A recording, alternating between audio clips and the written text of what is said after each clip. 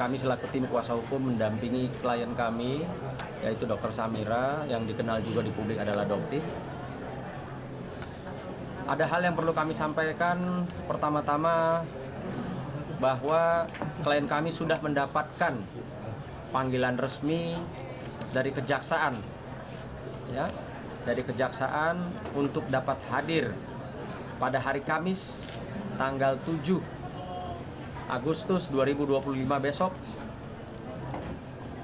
menghadiri sebagai saksi di Pengadilan Negeri Jakarta Selatan dengan agenda persidangan atas nama Nikita Mirzani. Boleh dikasih lihat? Oke.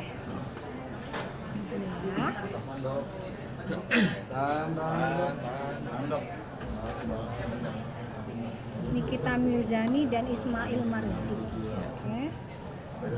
Artinya perlu kami sampaikan di sini, klien kami dipanggil oleh pihak kejaksaan untuk didengarkan keterangannya sebagai saksi di persidangan, dan ada beberapa hal yang kami juga harus sampaikan. Pertama, saya selaku kuasa hukum Dr. Samira terkait dengan laporan polisi yang sudah dilaporkan oleh klien kami, ya, nanti Bang Nak bisa tunjukkan, terkait dengan para terlapor. Para terlapor ini yang diduga melakukan, ya, penyerangan, persekusi, perbuatan tidak menyenangkan terhadap klien kami pada malam itu di sebuah restoran yang telah dilaporkan oleh klien kami, yang sampai saat ini kami juga belum mendapatkan satu kepastian hukum.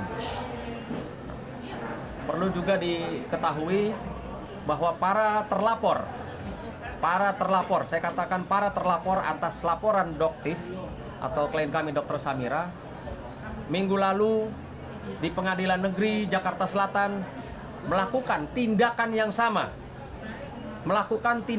sama, ya, terhadap klien kami yang bernama Dr. Oki Pratama. Artinya setelah mereka resmi dilaporkan oleh klien kami Dr. Samira, para terlapor ini mengulangi lagi perbuatan yang sama terhadap klien kami Dr. Oki. Ya, maka di sini kami meminta pihak Polda Metro Jaya, khususnya Subdit Kamnek, Direktorat Kriminal Umum, melakukan upaya paksa, ya, segera melakukan penahanan, karena kami khawatir besok tanggal 7 Agustus 2025 ketika klien kami akan bersaksi, ya, menjadi saksi di Pengadilan Negeri Jakarta Selatan, akan ada ancaman atau upaya penyerangan yang sama. Artinya kalau itu dilakukan 3 kali sudah para terlapor atau gerombolan ini melakukan hal yang sama. Jadi kami meminta dengan tegas kepada pihak penyidik Kamnek Polda Metro Jaya, Direktorat Kriminal Umum, untuk segera melakukan upaya-upaya hukum agar supaya tidak terjadi besok, ya, keributan, kerusuhan, dan tidak menutup kemungkinan akan terjadi hal-hal yang tidak diinginkan. Kami minta untuk melindungi klien kami, ya, dan besok suratnya akan kami kirimkan kepada Bapak Kapolda Metro Jaya, karena jelas-jelas si terlapor dan gerombolannya melakukan hal yang sama berulang. Gitu loh. Yang dimana sebelumnya juga saya sudah peringatkan. Tolong besok di persidangan di Pengadilan Negeri Jakarta Selatan jangan mengintimidasi klien kami sebagai saksi. Artinya kalau mereka ini, gerombolan mereka ini bisa berbuat seenak-enaknya, ya, menyerang orang, mengintimidasi, mempermalukan orang dengan merekam, setelah merekam dia viralkan, dia posting di sosial media, dibiarkan, di mana marwah pengadilan, di mana marwah hukum. Dia berani melakukan tindakan peristiwa yang sama berulang. Di mana hukum? Ini betul-betul mencederai hukum loh. Seorang terlapor, gerombolan terlapor bisa melakukan atau mengulangi perbuatan yang sama di Pengadilan Negeri Jakarta Selatan. Maka mohon izin Bapak-bapak pihak kepolisian, ketika besok tanggal 7 klien kami hadir, Dr. Samira bersaksi dan ada penyerangan lagi seperti yang dialami oleh klien kami Dr. Oki, maka jangan salahkan kami kalau kami melakukan upaya bela diri yang mungkin saja ada pertumpahan darah. Karena kami bela diri, kami sudah lapor, ya. Tapi mereka merasa seperti kebal hukum. Mereka merasa seperti mafia bisa melakukan tindakan-tindakan penyerangan di pengadilan. Jadi ini saya nyatakan keras. Saya mohon ya perlindungan hukum kepada klien kami, baik itu Dr. Samira maupun Dr. Oki, supaya segera pihak kepolisian yang menerima laporan kami mengambil tindakan tegas. Karena kami sangat khawatir besok dia akan atau para gerombolan terlapor ini melakukan hal yang sama. Ada yang mau tambahin, Pak? Ya, teman-teman semua. LP-nya dulu, LP-nya. Saya perlu jelaskan ya. Ini LP Dr. Samira di Polda Metro Jaya.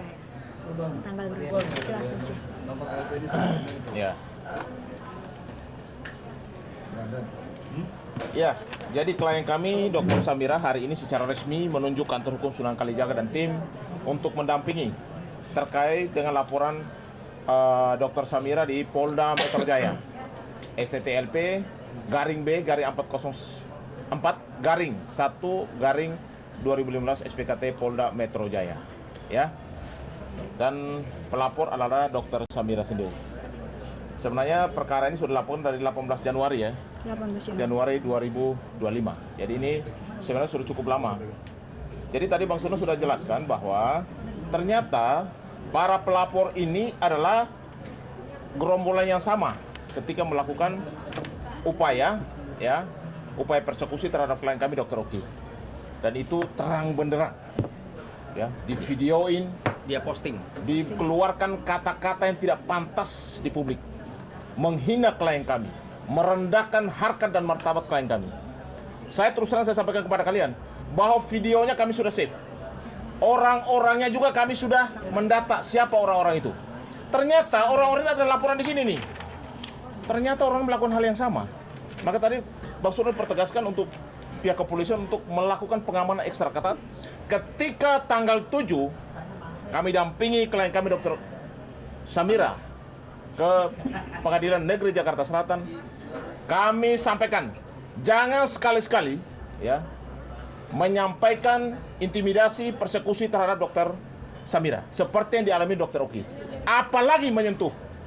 Ya, apalagi menyentuh. Kami tidak segan-segan untuk melakukan pembelaan diri ketika ada oknum-oknum atau ada kelompok yang tidak diundang di pengadilan. Ya. Kalau kami hadir di sana karena diundang, Berkapasitas. jelas Dr. Oki itu diundang sebagai saksi. Sekarang juga Dr. Samira tanggal 7 akan diundang sebagai saksi. Jadi saya ingatkan jangan coba-coba ada kelompok yang sama yang pernah dilaporkan untuk menjalankan misinya yang ketiga kali. Yang ketiga kali. Saya ingatkan, yang ketiga kali jangan coba-coba. Ya, kami minta kepada pihak kepolisian dan pengamanan setempat dari Pengadilan Negeri Jakarta Selatan untuk mengamankan pengadilan. Marwah pengadilan harus dijaga. Ya. Karena ini luar biasa loh. Sebenarnya penghinaan terhadap pengadilan. Ya, betul. Menghalang-halangi. Dan ini ada pidananya. Kami hanya sampaikan itu supaya semua tahu bahwa ternyata laporan Dr. Samira di bulan Januari kepada gerombolan yang sama. Dan makanya tadi kami pertegaskan kepada Polda Metro Jaya untuk segera melakukan upaya hukum yang keras agar di tanggal 7 tidak terjadi lagi hal yang sama. Karena mereka kemarin kepada klien kami Dr. Oki benar-benar luar biasa. Ada berpotensi merendahkan, menghina, melecehkan, dan juga merendahkan harkat dan martabat seseorang. Ini yang tidak boleh terjadi, apalagi di pengadilan yang kita harus hormati proses peradilan itu. Maka saya sampaikan bahwa ada berpotensi penghinaan terhadap pengadilan, berpotensi juga terhadap menghalang-halangi proses pengadilan. Karena klien kami datang ke pengadilan. Untung kemarin itu sempat dicegah. Kalau tidak bisa terjadi benturan fisik. Ya. Jadi saya ulangi lagi, sekali lagi, di tanggal 7 jangan coba-coba. Anda berani turunkan 100 orang, kami bisa turunkan 1000 orang. Kami hanya minta kepada pihak Polres Jakarta Selatan untuk mengamankan wilayah pengadilan, menjaga marwah. Jangan sampai ada gerombolan yang tidak bertanggung jawab dan tidak diundang oleh pengadilan melakukan kegaduhan. Ya. Itu yang perlu saya sampaikan.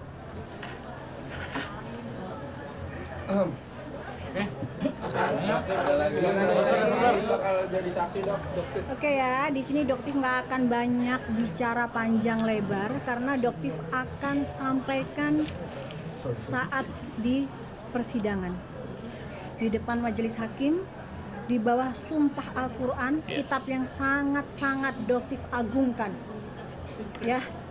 Dan bahkan mungkin ya Doktif akan pastikan dengan mengucapkan demi Allah kesaksian yang Doktif berikan nanti di hadapan persidangan adalah fakta yang sebenarnya.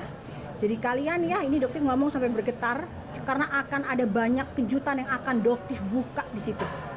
Dan untuk FS ya, yang Doktif duga selama ini kamu yang menggerakkan para preman-preman Ambon untuk datang ke pengadilan, hentikan sikap kamu itu. FS, kamu fokuskan diri kamu atas pelaporan yang dilakukan oleh saudara NM. Kamu mangkir 2 kali atas panggilan di Jakarta Selatan. Apa kompetensi kamu untuk ikut campur nimbrung dengan urusan skincare? Ya, FS, jika kamu ingin berdebat dengan Doktif, kamu bukan levelnya Doktif. Kamu tidak tahu menahu tentang skincare. Kamu tidak tahu menahu tentang bagaimana mafia skincare ini sudah membodohi masyarakat Indonesia bertahun-tahun. Ya, ratusan miliar mereka sudah ambil uang masyarakat. Ya, apakah Doktif akan takut dengan preman-preman Ambon yang kalian bawa? Ini ya, seperti disampaikan, kecil buat Doktif. Maut di depan mata aja Doktif hadepin, nggak ada takutnya. Jadi kalau kalian ingin menjatuhkan mental Doktif dengan mendatangkan preman-preman, Doktif akan takut, tidak sedikit pun. Wallahi, tidak ada ketakutan itu. Dan kalian akan tercengang dengan fakta yang akan Doktif sampaikan. Oke? Dan di sini juga untuk pelapor RG, siap-siap ya jantung kamu, amankan jantung kamu. Kalau perlu disiapkan ambulan ya, karena kita nggak tahu apa yang akan terjadi. Di situ akan banyak sekali fakta-fakta yang Doktif bongkar. Ya, siapa yang menjatuhkan kredibilitas seorang dokter? Doktif, Nikita Mirzani, Oki, atau diri kalian sendiri? Ya, semua bukti sudah Doktif miliki. Ya, jadi kalian lihat saja apa yang akan Doktif lakukan. Doktif tidak pernah panik, takut, kabur, tidak ada dalam kamus hidupnya Doktif. Ya, karena semua yang Doktif sampaikan itu adalah fakta. Dan Doktif apresiasi luar biasa kepada Badan POM ya, yang mengeluarkan press release tentang produk-produk yang memang ilegal atau berbahaya. Di sini Doktif tekankan, Badan POM itu integritasnya luar biasa, tegak lurus guys. Ya, Badan POM itu sering melakukan sidak, baik ke perusahaan, ke klinik Doktif, itu adalah hal yang biasa. Dan kalian tahu bagaimana kinerja Badan POM. Ya, pada saat melakukan sidak, untuk minum pun itu mereka tidak diperkenankan. Untuk menjaga tegak lurusnya persidangan, tegak lurusnya penyidikan. Ya, untuk minum pun tuh mereka nggak diperbolehkan Bang Sunan. Ya. Itu petugas Badan POM. Jadi jangan ya sampai ada fitnah ke Badan POM, terutama Nepos.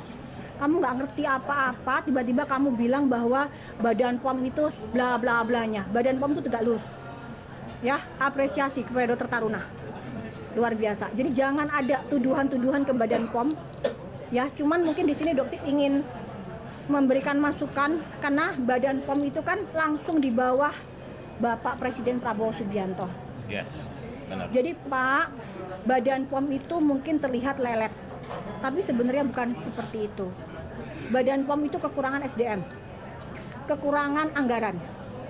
Jadi seandainya Bapak Presiden mau memberikan atensi khusus ke Badan POM, insya Allah Doktif ini nggak akan seperti ini.